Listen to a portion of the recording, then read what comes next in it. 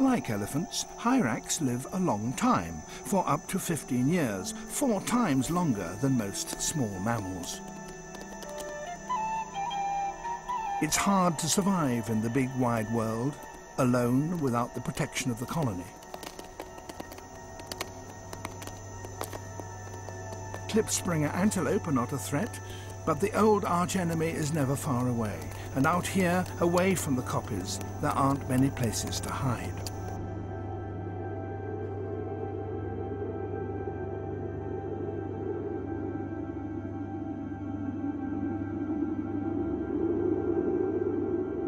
Exposed on a baking rock plain, even hyrax get thirsty.